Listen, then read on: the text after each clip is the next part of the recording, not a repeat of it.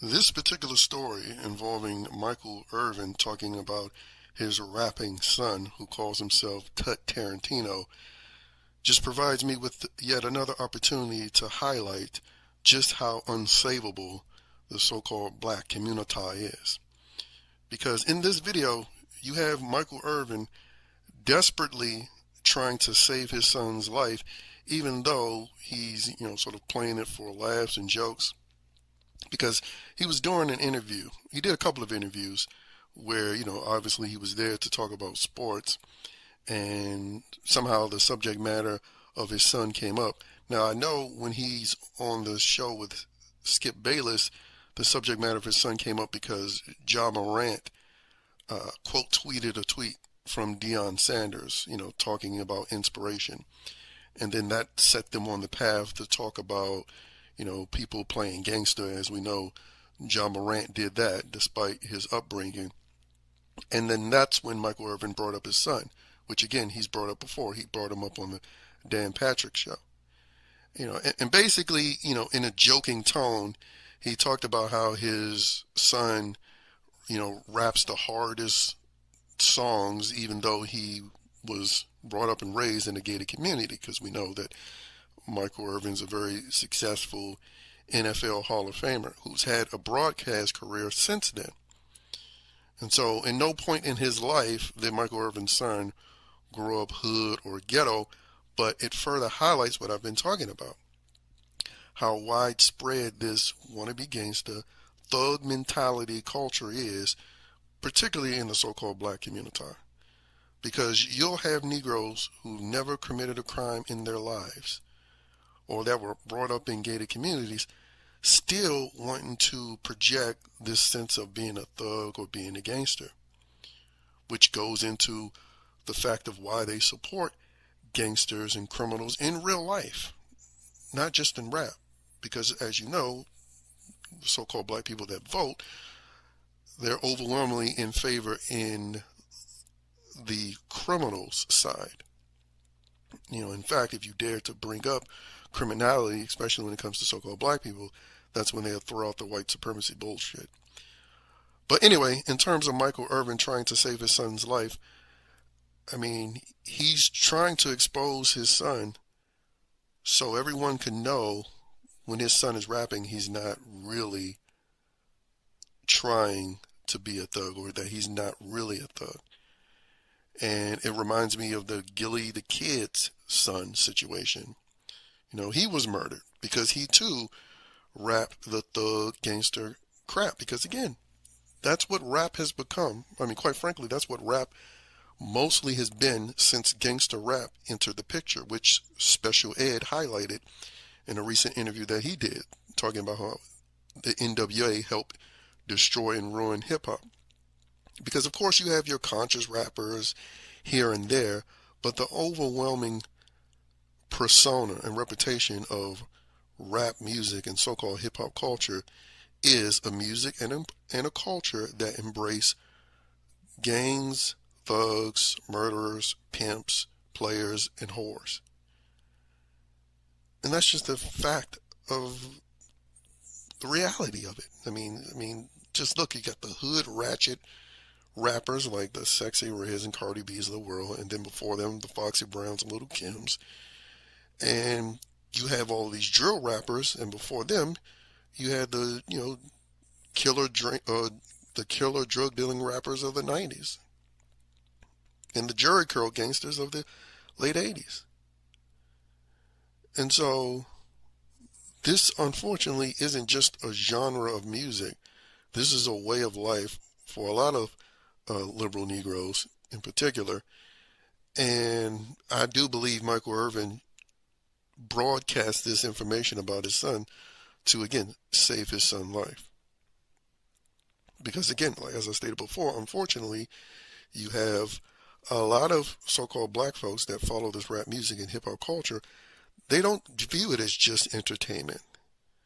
That's why when you have these fools who try to argue, well, they do gangster stuff in movies. Other genres of music talk about stuff too. Well, the difference is in movies, the actors and actresses aren't trying to trying to project this idea that they are truly a thug or a gangster. And quite frankly, in other genres of music, they don't have as many murdered people due to rap beefs or the beef of their music the way rap does. That's just the fact, and that's just the reality of it. And I've even seen some idiots in the comment sections of these posts where Michael Irvin was talking about this, being upset at Michael Irvin for exposing his son. Of course, conveniently overlooking the fact that this exposure could be saving his life. And quite frankly, I would disown the bastard if he didn't give this up, because that genre is not something that any responsible parent should want their kid involved in, especially when he's rapping the hard stuff. And again, when he was talking to a studio audience, they were laughing about it. But little did they realize, when Michael Irvin was talking about his son raps hard stuff, that means his son is rapping about killing people, dealing drugs, engaging in sex trafficking, aka pimping, that type of nonsense.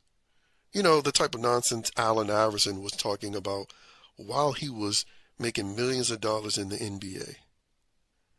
And look at Allen Iverson. He's lauded as some sort of hero instead of a horrible example to point to and say, hey, don't be like this guy. And I think Deion Sanders' son, the one that doesn't play football, he raps too. I don't know if he raps the same nonsense, but I wouldn't be surprised if he did. And quite frankly, one of the main reasons why, as I've stated before, Deion Sanders left Jackson State to go to Colorado was to, quite frankly, avoid his own children getting killed, because there were a lot of crime happening around him in Jackson State. One of the players he was trying to recruit got killed, and if you've been following Jackson State and murder, one of their honor students got killed. So that's the reality when you're around the community, which is why a lot of these athletes who come from those environments, they're quick to get out of that environment. But unfortunately for them, the so-called culture embraces this nonsensical notion that being a thug and being a gangster, it's some admirable thing to want to be. Now, Michael Irvin just, quite frankly, like I said, needs to really put the threat of disowning him, because, hell, this could probably just motivate him to want to prove himself. Oh, I didn't really grow up in the gated community. I am hard. Let me go out here and do something stupid. Because that's happened before. There are people that I know of who, they had a father in their house. They had a decent upbringing. But to try to prove themselves, they're not soft. They go above and beyond, and then end up becoming one of these crazy criminal thugs. And not because they came from some impoverished environment. It was because they was just trying to prove they weren't soft, that they were keeping it real. And as I stated before, that gangster thug culture is a lot of the so-called black culture that you hear get talked about. And this is just another example of it. Like, it's utterly pathetic.